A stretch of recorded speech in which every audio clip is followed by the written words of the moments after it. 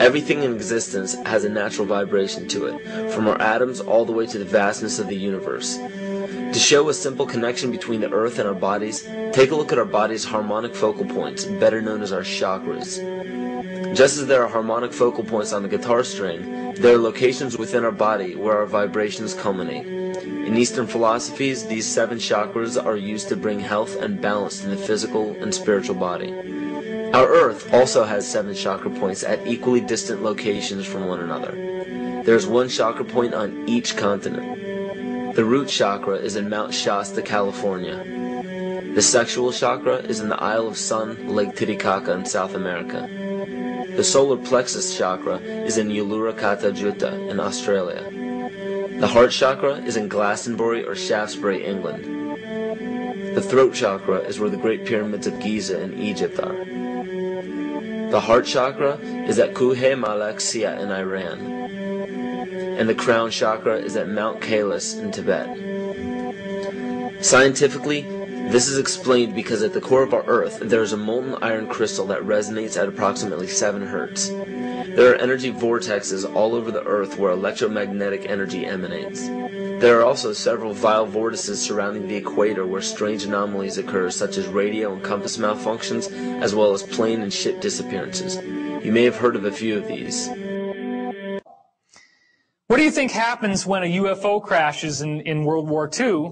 And the people who financed Nazi Germany, once it collapsed, they're looking for as much technology, as much goodies as they can get their hands on. So what do you think they're going to do when these UFOs crash? They're going to want to rip out everything from those UFOs imaginable and reverse engineer it and make it into something they can use. So what's the first thing that they go for? They take out the chair.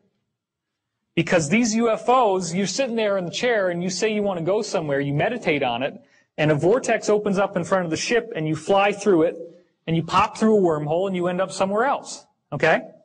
So that's what the chair does. The chair is the interface with your consciousness. So when you understand that your consciousness is interfacing through the chair, that helps you get to a point in yourself where you can see that the chair is a psychic amplifier. That's what it does. The chair's function is that it takes your natural innate psychic function and makes it vastly more powerful. They could actually create a wormhole with the chair, with the psychics exercising their consciousness in the chair. They had help from, apparently, ETs from Sirius in designing the chair. And the chair allowed them to send people through time. There were multiple wavelengths that the chair cranked out on graph paper. Okay? Some of those wavelengths were corresponding to a natural 20-year harmonic in the Earth's vibration.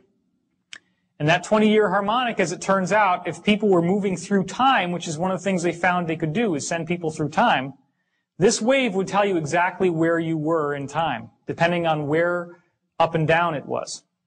So what they found that was so bizarre was that at December 21st, 2012, they could calculate it down to the day, that's how precise this was, that for some reason all the graphs, all the waves would go into a complete flat line.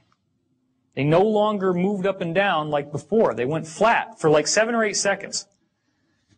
So then they're asking the guys that went through these stargates and were traveling into the future, what happened to you? Every single time that somebody tried to hit 2012, they said the same thing. There was this thing they called the bump. It actually hits you like a bump. You actually feel like you've slammed into something.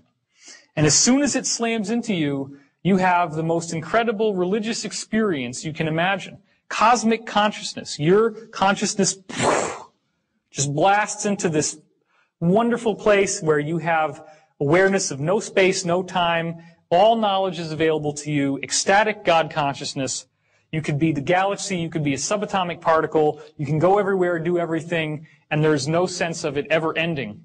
So when it finally stops, you just can't even believe that you're back to who you were before. Like what happened to Jodie Foster? Exactly what happens to Jodie Foster in Contact. So, Is that the moment of no time then? That's the zero time, yeah. Within our modern culture, the 20th century idiom, our scientists are seeing events, unprecedented events, events that we have no reference points for at all, unfold before our eyes. We're seeing them on our Earth. We're seeing them far out beyond our Earth into interstellar space that surrounds our Earth.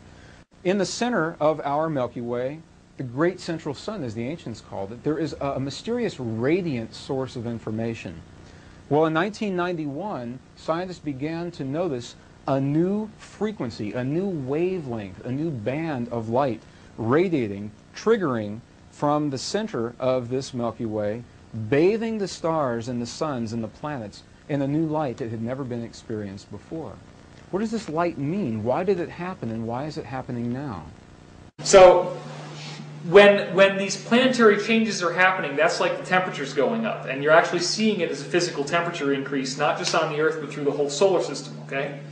However, when we meditate, we're basically taking that raw energy that's turning into heat, which makes people angry. They get heated up, they get hot under the collar, they get red, they see red. All these colors and all these temperatures associated with what's actually an energetic frequency, right? When you meditate, when you chill out, when you play it cool, all these other metaphors of cooling it down, chill out, you're actually processing other people's energy. You're processing other people's karma. You do your own work, and you take some of the burden off of everyone else. So we're actually healing the Earth, we're healing each other, and it has a direct radiant effect on the universe around us. And that is the most powerful thing. If people learned that they could sit at home and pay nothing and simply do their process and get in touch with their creative spark and become the creator by creating and enjoy yourself and get your passion, follow your bliss, Right. you are healing the world. And of course you should also couple that with physical activism, going out and doing something, even if it's just donating money of some kind. But get out there, make a difference, and it has a frequency consciousness effect that is very tangible and very real. And I know you believe that, and I know you believe that. Well, there's an interesting phenomenon that's happening now in that our sun is cooling. It's actually cooling down, another part of the phenomenon that the Ulysses craft is investigating. And while the sun is cooling, the planets, and especially the planets in the outer reaches of our solar system, are heating up. There is a heat that is coming from an internal source that is not well understood in the past. In these planets, the mystery is, where's that heat coming from? Why are these planets heating up now? If it's not coming from the radiant heat of the sun, what is generating the heat within these planets? There have been seasonal climate changes in the past, that is true, but the amount of climate change that we're seeing now and the speed with which it's changing is unlike any other documented part of history. And one of the areas of research that I'm particularly proud of is when I worked with Richard C. Hoagland and combined together well over 100 different references from mainstream scientific sources like NASA, showing that in fact our entire solar system is experiencing climate change. It's not just the Earth. The Sun, for example, is having a greater sudden surge in its level of activity than we've seen basically in 11,000 years. And you can basically tick off every planet except Mercury. We haven't found a whole lot for Mercury. But every other planet besides Mercury, and in many cases several of the moons on those planets, if they have them, are showing really remarkable climate change. One additional phenomenon that I'd like to speak about as we're moving into this information is something called the photon belt. There's a lot of information, a lot of books out now. People are talking about the photon belt, what it means to us, what it means to our lives as we're witnessing this this phenomenon for which we have no reference point. We've never seen this happen before. Essentially what the photon belt is, in 1961, an astronomer named Robert Stanley began to detect particles of light, increased numbers of these particles in the atmosphere of the Earth. They were called photons. And they've been measured since 1961, and they have continued to increase in density. So what's happening is we are moving into a band, if you will, of greater and greater density, greater and greater particles of light. Well, researchers now know that this band is a band that our solar system runs into, or actually passes through, once about every 26 to 27,000 years, somewhere right around in there, depending on which calendars we're looking at.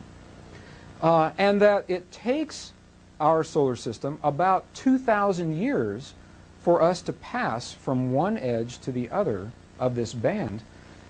And at the 1,000 year point, we are in the center of the band, the densest portion of the light that this band, that this photon belt has to offer.